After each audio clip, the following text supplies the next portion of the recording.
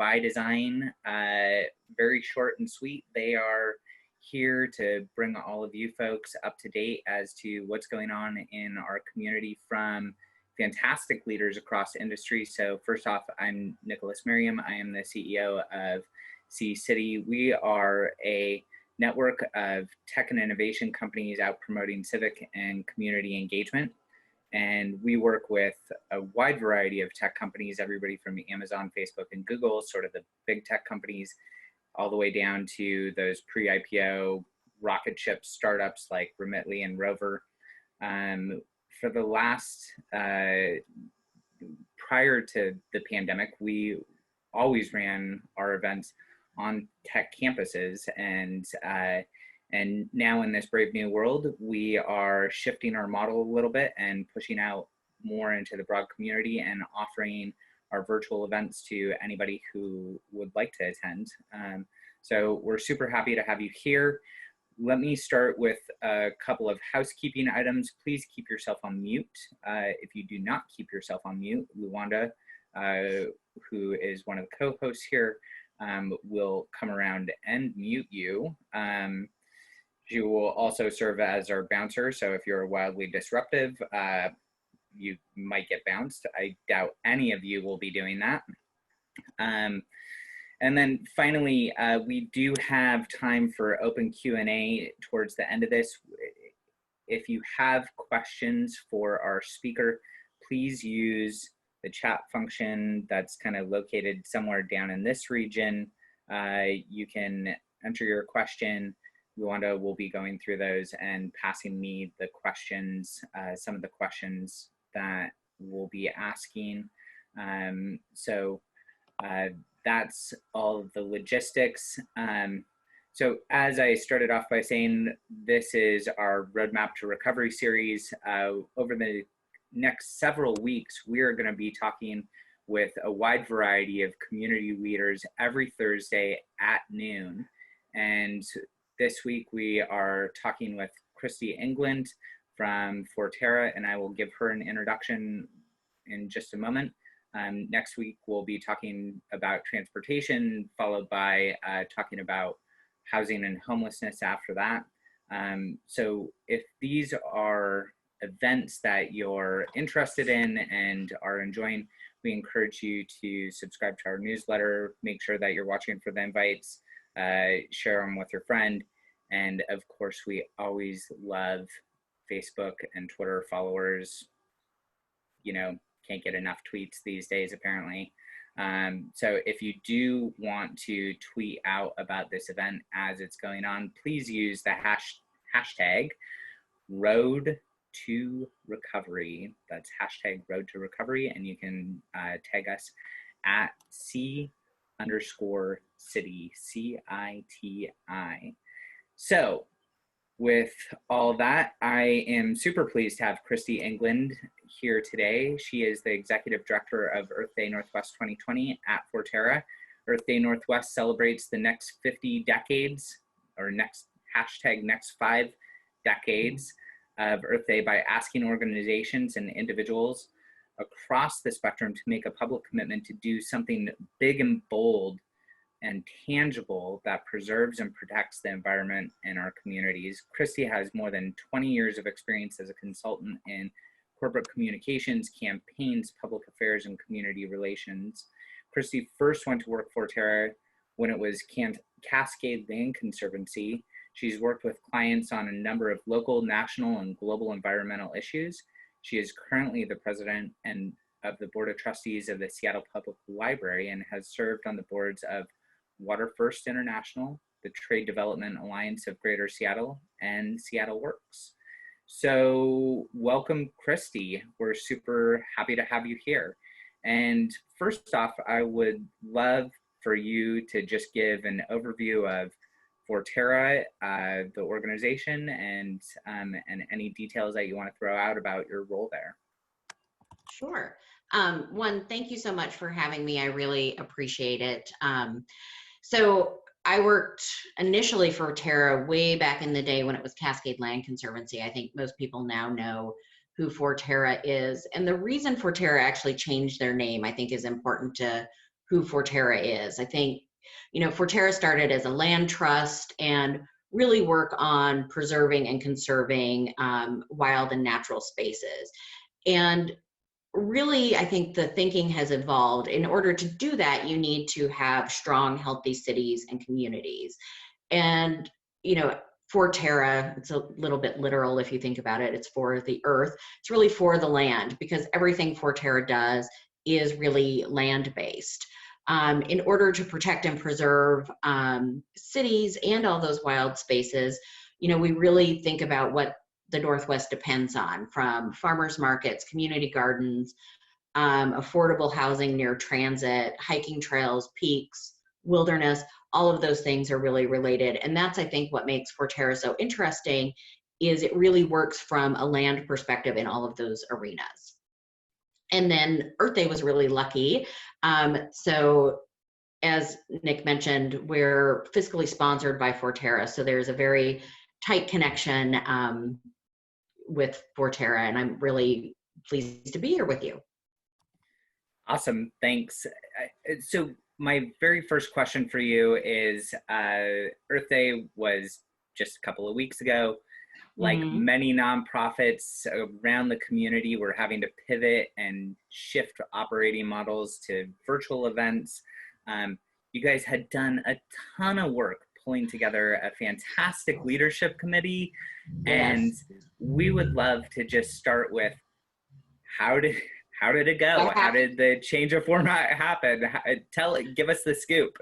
Yes. So, and Nick, thank you so much for serving on our leadership committee. We had, and still have, frankly, Nick alluded to it a little bit. We talk about, this 2020 was the 50th anniversary of Earth Day, and Next 5 was a way to think about how we think about what's going forward and how we want to move forward. And we thought that was really important to consider. And so Earth Day originally was planned. We had events really throughout April, big events, small events, community concerts, all of these things kind of flowing. And we had always had this idea to really kind of think about what we do next is to raise our voice. And in particular, we had this idea that Earth Day isn't what we hope it is, and is antiquated, sort of, let's think about Earth Day, what it should look like now, not what it looked like 50 years ago. And so that's really getting kind of young people involved. And by young people, I'm not talking eight-year-olds, although we did have some 8-year-olds doing some things. And what's the best way to be active? And so we had developed kind of our big campaign around voter registration. And really, that is the big thing we were going to do. With a concert, it was going to end in this fabulous concert, which really bums me out that we couldn't do. And then the schools closed. And I thought, okay, well, schools might reopen. We might be able to do that. And, we've all seen what's happened since then. What we were able to do is kind of still keep the idea, but pivot to a more virtual event. And of course, I think like everybody, we tried to decide, do we want to do a streaming concert? How do we want to do that? And frankly, we decided not to. And so what we did pull together was 50 voices from the region, and really everyone from Rick Steves to the governor to that 8-year-old that I mentioned. And we asked them the question, what is the positive change they want to see in the region in the next 5 years? And the reason, I will tell you, just between us a little bit, we didn't want to have kind of too harsh of a, if that makes sense, of an environmental message, because at the time when we were building this campaign, we didn't know where the peak of the curve was going to be. And early in our planning, the peak was supposed to hit the day before Earth Day. So we wanted to be kind of sensitive to what might be going on in the community, but we were able to still really engage with our partners, from the Sounders to, I think we had like 150 elected officials all tweet out and post, and and then really we asked people to lend their own voice to the campaign and tell us what they wanted to see. And so we've been taking that all in, and frankly, we're really pleased with the results. I think within our 3-day period that we managed, we got out to, you guys are all tech people, so this might seem not as good as you did, but starting from like kind of ground zero, we were able to get around 1 million people engaged in kind of that time period that we really focused on. Yeah, that's a really interesting point. I know I've had a number of conversations with people that, as we're going through a health crisis, sort of what is a responsible way to talk about other aspects of the community, and it sounds like that definitely sort of integrated into how you were thinking about the event, especially knowing that April was going to be a really potentially heavy health month for the area. Yes. So yes. Yeah. Oh, sorry. And I was going to say, and even how we designed the campaign was kind of a no-touch campaign. So, for instance, when we made the request to the governor, the first thing we got was a no, because you couldn't be, because of the distancing requirement. And then it's like, well, maybe if you have certain things, it's like, no, I just need a picture of him. We can do the rest all non-touch. So we really tried to be respectful of that and really cognizant about what was going on in the community. Yeah. I want to move a little bit to a broader question. So the response to the pandemic has been very interesting from an environmental standpoint, as we watch carbon emissions sort of drop through the floor, oil hit negative trading values. I'm not a finance guy, so I don't fully understand the implications of that. Right. But there was a very significant drop there. So how at this point are you and Forterra looking at sort of these broad macro trends and really thinking about the future and thinking about things like the Paris Climate Accords and sort of these markers that have been in place around carbon reduction over a period of time? Well, it's a great question. And I think it's the question everyone's really trying to think about, because it is such a difficult question. There were all these pictures, and we all saw them, about, LA skies being clear for the first time, waterways running clear. And that, on one hand, is fantastic. But this short time period does not mitigate for all of the damage that's been done and how we're really escalating in terms of damage. And then you have the economic impacts. I think one of the things that's the most interesting when you talk about climate and how this functions and COVID and the kind of the parallels is communities hurt first and worst are really the same. And so it's kind of a good indicator and a good marker. Then we also have to look back at a lot of strategies we have for dealing with climate really converse to how we deal with COVID. We're talking about transit and transportation solutions. We're talking about high density cities to protect wild and preserving, wild lands. If we can't be that close to one another, how does that impact the Growth Management Act? How does that impact really how we get to work every day? All of those things are things being considered. And so it's definitely a puzzle. So I think we've got some good indicators, and it's going to take some work to figure out. If you were to guess, just take a stab. Oh, no. What are some of the, as we start to emerge, what are some of the trends that you would see sort of from an environmentalism perspective that might get carried forward into this? Like, does work from home become one of those things that you start advocating for and really thinking about, because transportation or public transportation becomes decreased or more limited? Yeah, I think absolutely. I think that's probably the biggest immediate thing that you can see, is that work from home and what that looks like. And also how buildings function, I think is a huge impact.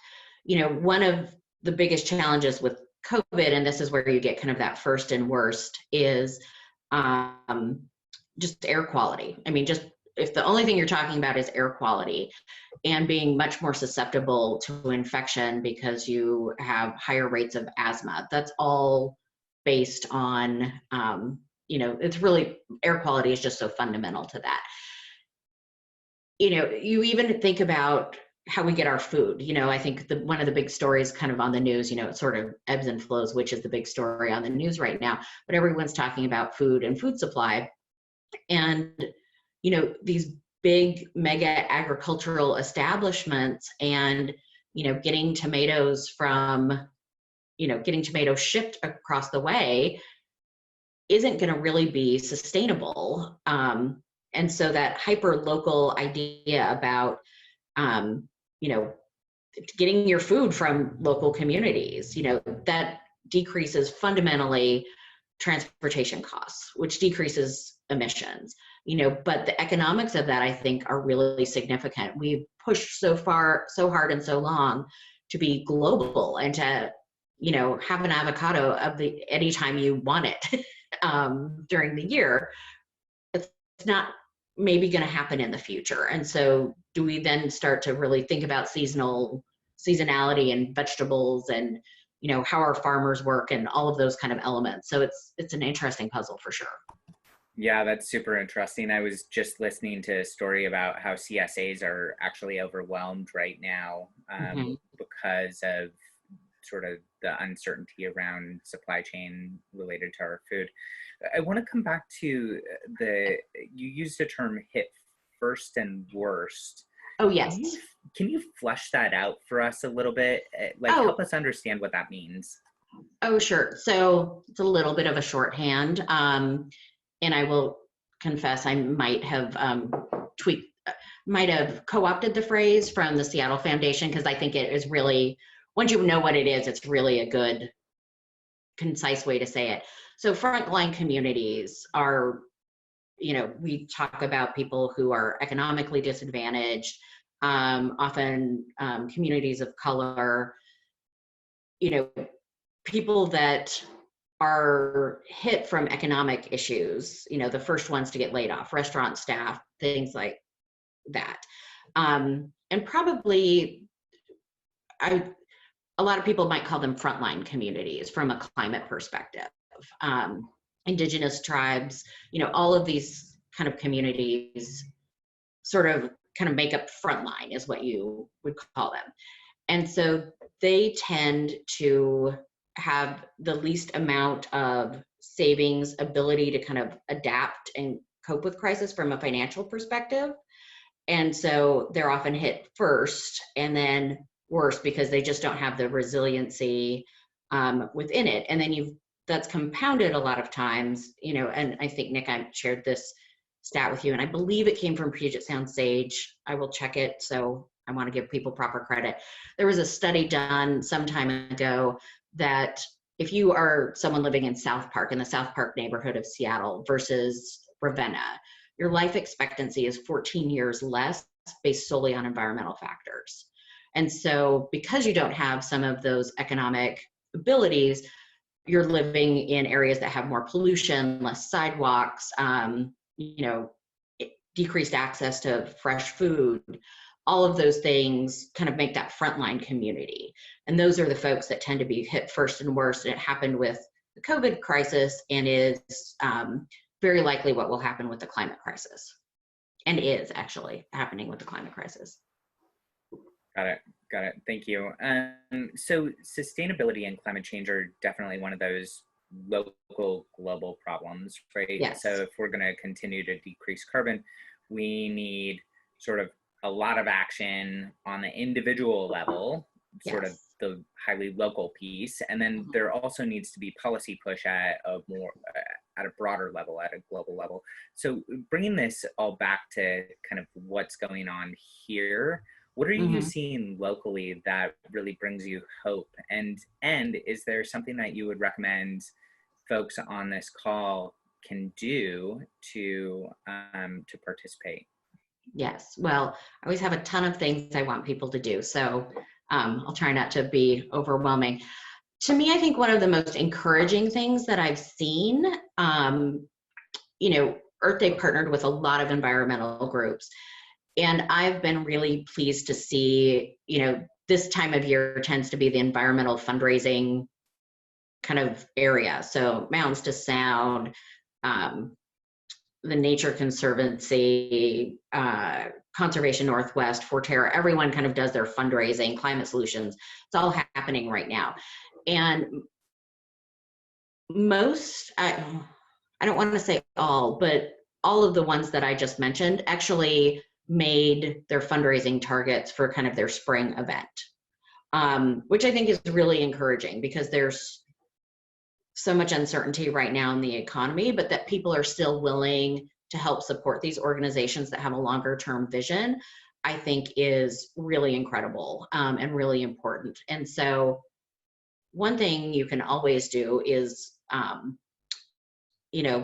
give to some of these organizations, because while they were able to make it through the spring, a lot of these programs end up being on corporate sponsorships or government funding sources, and that gets really challenging the farther along and the longer that we are in kind of this pandemic, stay at home order. Everyone can reduce their own carbon. You can offset your carbon. Forterra has a program called the Evergreen Carbon Capture, which is really amazing. It's a little bit different than a lot of carbon capture programs in that the trees are planted here locally and stewarded through. There is, Earth Day has a section on the website called Next 5. We actually picked 50 different things you can do kind of all day, any day. So you can sort of start where you're comfortable at and can take an action. We really tried to back that up with a resource, not to just say, do this, but here's some help to get it done. There are great groups that are focused on this. One other program that I think is, I'm going to give both an Earth Day and a Forterra plug here because we are all sitting in front of our computers so much. So my Forterra plug is, normally I would say they participate in it. We're actually designed some of the Green Seattle, they did design the Green Seattle Partnership. They work on a Green Cities program where people can go out and steward the lands. Well, we can't do that right now, but working with the city of Seattle and some other partners, Green Seattle put together an app called the Tree Walk. And so you can actually download it and in your neighborhood go and understand a little bit more about your community. And so it also breaks up your walk a little bit. If you're like me, you've kind of done the same route a few times. And then for Earth Day, one of those projects that we committed to, they didn't necessarily need to be bricks and mortar. And I think this one is just fantastic. It's a podcast. It's called Growing Old. And they brought together a number of our leadership group members, brought together, there's music, there's storytelling, and it really is focused on the Coast Salish people and how they live in this urban environment and kind of how that future goes through. And so, the podcast is obviously just open to anybody, but it's really some fantastic storytelling. So I would encourage anyone to take a look at all of those things. See, not too many, hopefully. Keep you entertained. That was a super impressive list. Most of the time when we ask people about that, they give us 2 things. So, and for anybody here, you definitely have plenty to pick from. I will tell you, I cut it down because I didn't want to be too much, but those were the ones I thought were really fun. Yeah. We want to give time. I haven't seen any audience questions come through, so now's your chance. If you haven't asked a question, we got about 2 minutes left. And I'm seeing one come in right now.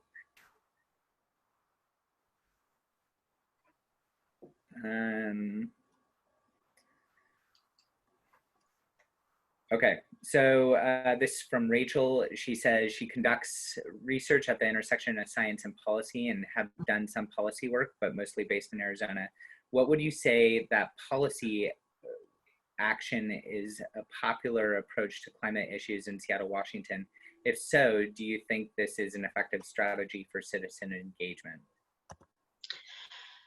So it's a good question. And I think Washington's a little different, and Seattle in particular is a little different. I think there is such an appreciation of the outdoors in the Northwest, and frankly, I think now that we've all been indoors, that appreciation has even grown exponentially.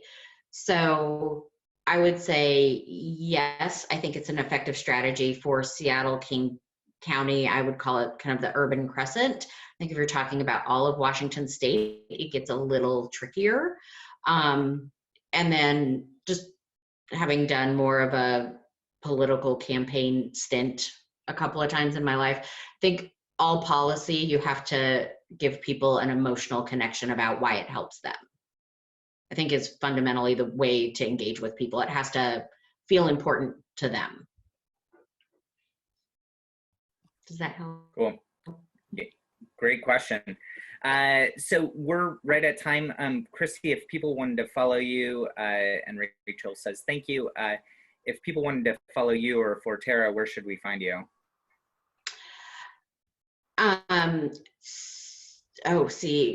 Like my own, you probably don't want to follow me. I'm not that interesting. But Forterra is at Forterra. So that's, I think, Instagram. I think everything is at Forterra. And then Earth Day is at Earth Day NW 2020, because Northwest was a long one. But we'd be happy to, and I can absolutely send those out to folks if that's helpful. Well, we wanted to just drop them into the chat because she's amazing like that. So thank you all for joining.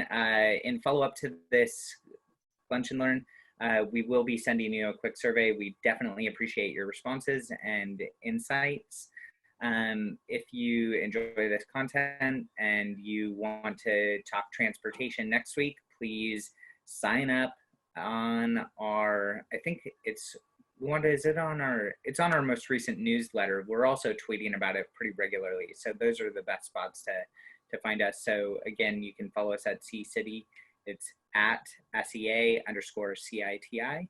And thank you all so much for coming today. Thank you. Thank you for having me. I really appreciate it.